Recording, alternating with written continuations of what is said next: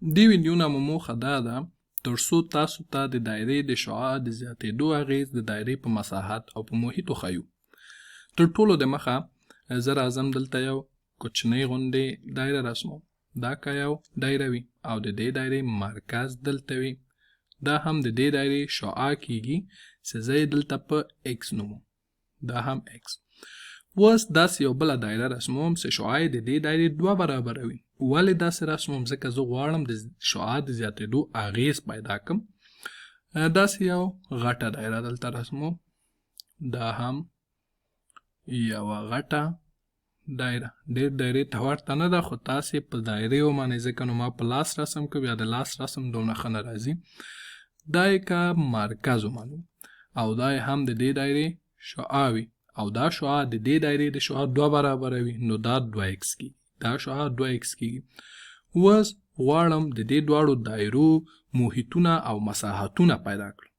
لومړی د دې دایرې محیط موږ پوهیږو چې په هندسه کې محیط یا سی دا مساوي کیږي 2 ضرب دی پای ضرب دی شعاع. څه دلته شعاع لرو، شعاع دلته څو ده؟ دلته x ده. دا هم x یعنی 2 پای x.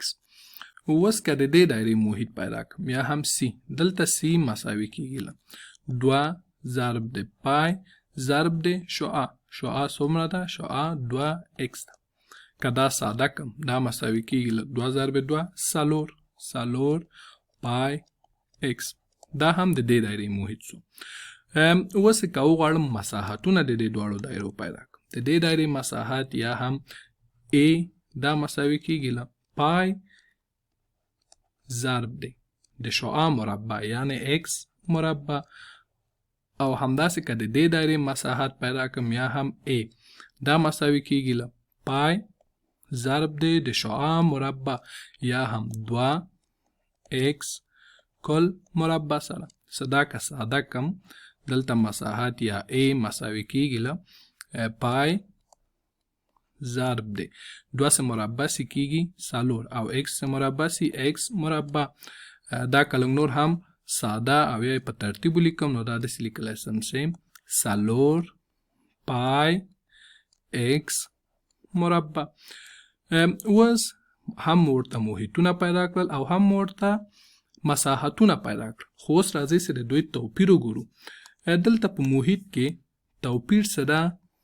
دلته ضرب دی 2 ده ځکه دلته 2 پای x ده، دلته بیا 4 پای x ده. یعنی دا محیط یا د دې دایرې محیط ضرب دی 2 سوی چې د دې دایرې محیط لاسته راغلی.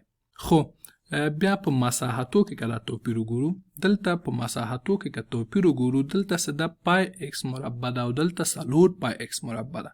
په دې معنا چې مساحت ضرب دی 4 سوی.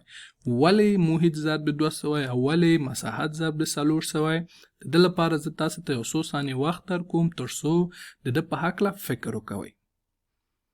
اوس راځئ نو چې زه تاسو ته د همدې دلیل ووایم. دلته په محیط کې ضریب 2 ده خو د شعاع توان 1 ده.